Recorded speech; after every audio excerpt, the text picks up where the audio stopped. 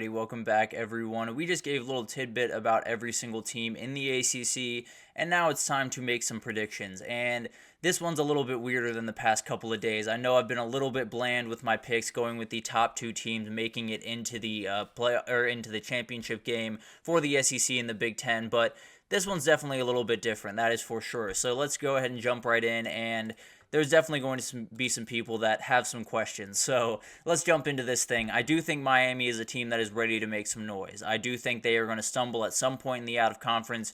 You might be able to figure out where, but that's beside the point. We'll get to that.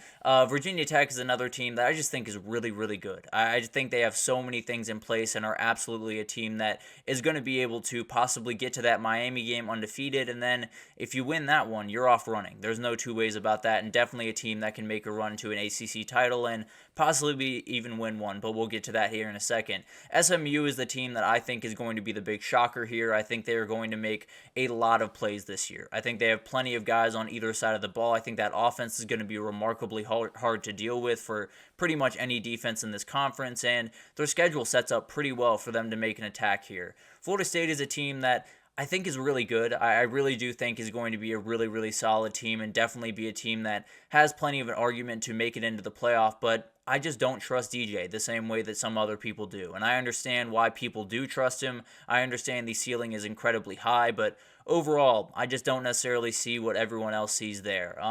Clemson, I do have going 9-3. One of those losses you can likely pinpoint, but overall, I think this is a team that just has too many questions for me. I think when it comes to the way that they're going about business on offense, I don't feel confident that Cade Klubnik is going to be able to make the plays that he needs to make down the stretch. I think on the defensive side of the ball, that back end does have RJ Mickens. They do have Avion Terrell, but overall, I don't think it's that great of a unit, and I think there's too many great passing attacks in this conference to not have a great unit back there. So I do think Clemson stumbles a little bit. I think they continue to have these seasons that, are good seasons by about 90% of the country's standards, but not by Clemson's, and that's the reality, and the heat around Dabo Swinney will kick up just a little bit more. North Carolina State, I talked about, is a really fun team that I think is absolutely going to have plenty to say in this conference. They are a very talented team, especially on the offensive side of the ball, and will definitely be a really, really interesting one this fall. I think Louisville is a team that I just see too many questions. I don't love Tyler Shuck, if I'm being totally honest, and I think there's enough defenses in this conference to cause a couple of problems, and some of the luck that they had last year I don't think will be there this year.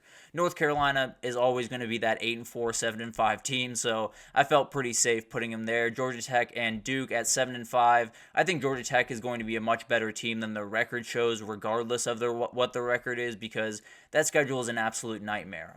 Syracuse is a really interesting team. I think they'll make enough plays. They'll win one or two, crazy games that no one expects, but overall, I think they'll be pretty middling team. Wake Forest, California, I think are going to be good teams, nothing necessarily special, be able to make some plays, but nothing wild by any means. And then you have Boston College, Pitt, and Stanford, and Virginia at the very bottom there. So all those teams, I think, are just fighting really hard battles this upcoming year and won't necessarily be able to make the plays that are needed to be made down the stretch. So overall, that's what I got. I know it's a little bit off the walls, a little bit crazy, but I feel pretty good about it as of right now. I do think Miami and Virginia Tech have a lot going into this season, and I think they're going to hit. So it's a little bit of a gut feeling type one, but I'm rolling with it for the time being. Now let's get to some more specific picks. I do have Miami winning this thing. I do think they are a team that just has the players, especially on the defensive side of the ball, to make those plays down the stretch. I think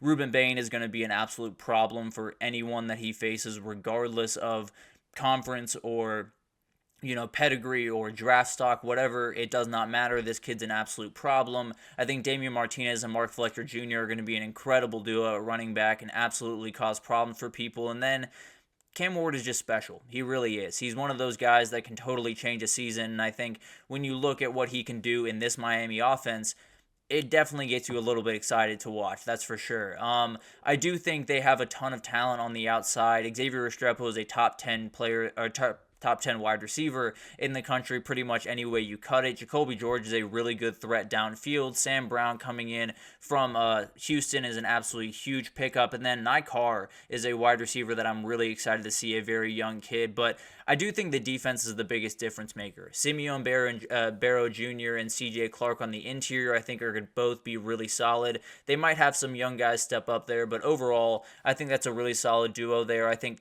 between Tyler Barron, Elijah Alston, Ruben Bain, they're going to have plenty of people coming off the edge to make some plays there. The back end does have me a little bit worried, but I do like the addition of Michelle Powell and Isaiah Taylor from the portal. So overall, I think this team has just made the right moves. I think they've done all the right things, and I think they're coming into the season knowing that they got to deliver, knowing that everyone is watching them, and there's so much going into the season that if they don't deliver, there will be people saying they're a huge disappointment. So I think they're ready to go. I think Mario Cristobal, corrects some of the mistakes that happened last year with some micromanagement at time, that's for sure. So I definitely think this is going to be a very interesting year, but I do think it ends with Miami lifting that trophy.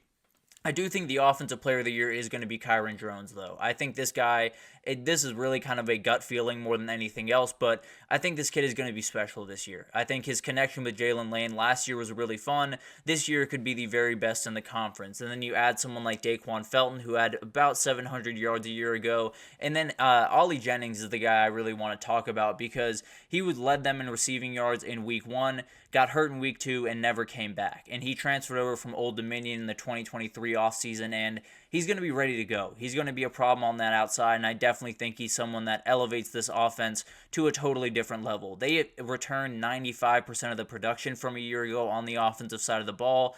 They are absolutely going to be able to move the ball. And when I look around the ACC, the big-time question I have around Clemson, I have around Miami at times, I have around Florida State is, can they fit this all together? Can they have the transfers or the new offensive scheme or some freshmen coming in, what have you?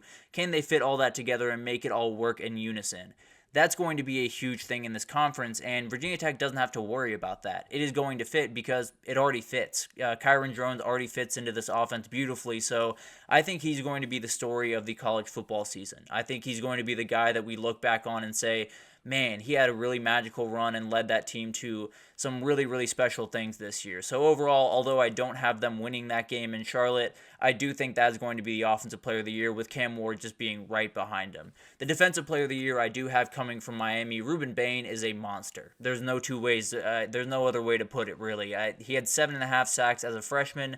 That is insane. That should not be possible as a freshman, especially in a conference that had some really good offensive tackles a year ago. This year, not necessarily quite as loaded at that position. I do think there are some really good players. Blake Miller at Clemson is a very good player. Anthony Belton is a very solid player. I think at Louisville, if I'm not mistaken. I didn't have it written down here, but a very talented player nonetheless. And I think one of the great things here is you have Elijah Alston or you have Tyler Barron on the other side, where last year you didn't really have. You had Nigel Kelly, who definitely causes some problems, but isn't necessarily the scary player that some of these other players are. So I definitely think it's going to be one of those things where Ruben Bain's going to have more one-on-one battles, and there's not many times he's going to lose those one-on-one battles. So I think this is a guy that is absolutely going to be a problem. If he was eligible to be drafted in 2025, he would have been drafted in 2020, or he would be drafted in 2025. He might just be the number 1 overall guy in 2026. That's how good I think this kid is. So overall, a very, very talented kid, someone that can absolutely be a problem for really any offensive tackle he faces. I do have Patrick Payton as the other guy to watch here because both those guys are problems off the edges. Bryant Wesco is my freshman of the year, a guy that I frankly just think is going to make a huge effect on this offense, and he kind of has to, if I'm being totally honest. If this team is going to be what they want to be this upcoming year, Bryant Wesco is going to have to play a huge part in that. And there's a number of other guys that are going to have to step up, but this is the guy that I look at and say he is more like the Clemson wide receivers of old. He's not necessarily this new, last 4 or 5 years, really 3 years, of Clemson wide receivers that have not nearly been at the level that they wanted. Bryant West goes back to that normal that they've kind of gotten used to over the last little bit at Clemson, and then TJ Moore is a little bit more of that. So overall, I think Bryant Wesco is going to be the guy. I think he might just lead them in receiving yards, and he'll have plenty to say about this offense this upcoming year, but I don't think it'll be enough to get them into the ACC title. And especially if he's their leading receiver, I don't necessarily love where that offense is at on the outside, but that's a side point for later. I do have Cam Ward being the transfer of the year. This was a little bit easier than any other, I'll be totally honest with you. When you have a guy coming in with that talent to an offense with this amount of talent, it's not necessarily a hard thing to figure out. There's no two ways about that. So I think it's going to be an incredible year for the Hurricanes. I do think they get done what they want to get done, which is to win an ACC title. But I do think there's some ers and ahs in there. I do think Virginia Tech is going to have plenty to say about this conference and will make it to Charlotte at the end of the year. I do think SMU is going to be a much better team than people expect.